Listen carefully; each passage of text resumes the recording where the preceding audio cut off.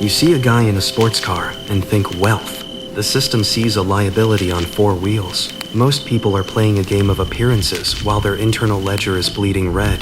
They have high input but even higher leakage.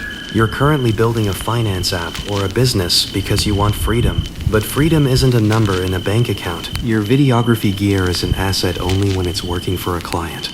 The rest of the time it's depreciating hardware sitting in a bag. Most creative entrepreneurs are heavy on gear and light on assets.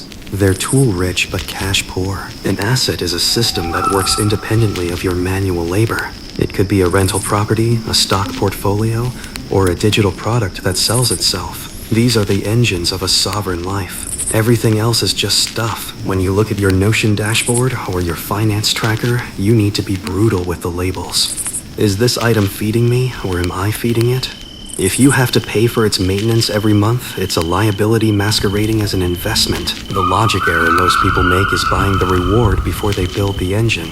They buy the car or the watch thinking it proves they've made it. But the mirror shows they've just increased their friction. You want a high leverage portfolio? You want multipliers. If you put $1,000 into a system, does it come back as $1,100? If not, you're just storing money instead of deploying it. And storage is where inflation eats your future. The architect is obsessed with acquisition, not of things, but of flows. Every new asset is a digital employee that never takes a day off. You're building an army of dollars to go out and fight for your freedom. That's the only game worth playing. Chapter 2. A liability is anything that takes money out of your pocket.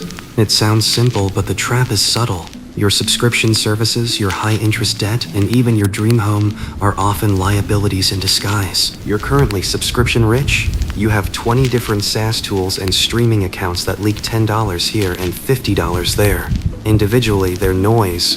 Collectively, they're a structural breach in your financial fortress. Most SMEs fail because their fixed costs are too high. They have too much liability and not enough agility. They're heavy when they should be lean.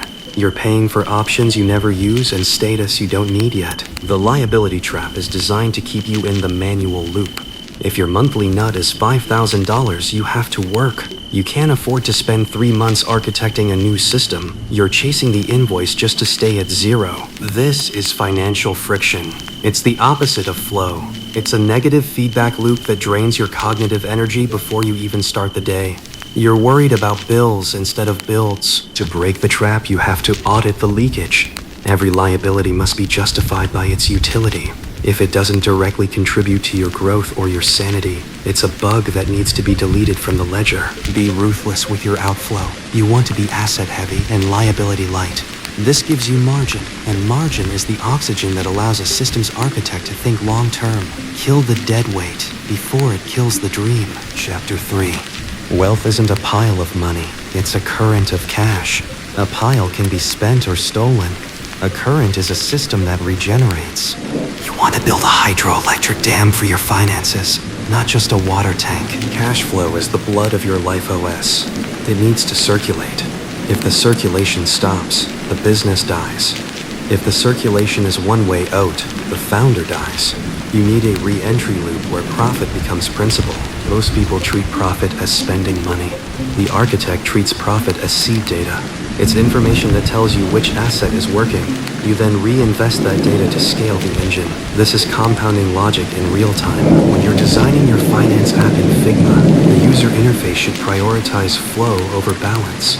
You want to see the trend line of your passive income versus your fixed expenses. That's the only KPI that matters. If your passive income is greater than your fixed expenses, you have reached escape velocity.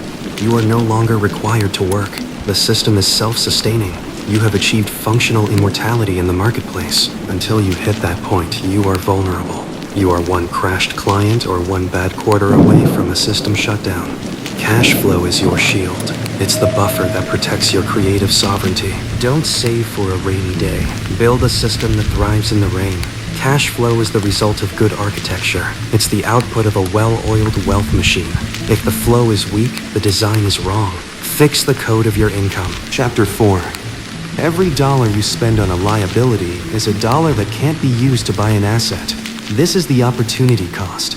You aren't just losing the $50. You're losing the compounded value of that $50 over the next 20 years. You're currently trading your future sovereignty for a present moment dopamine hit. You're financing a lifestyle you haven't earned with energy you haven't produced yet.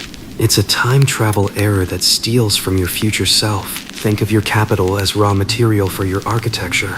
If you use all your bricks to build a patio, you don't have enough left to build the house. You're prioritizing aesthetics over structure. The master architect is patient. They know that $1 today is worth $10 tomorrow if it's a code correctly. They live below their means so they can live above their potential.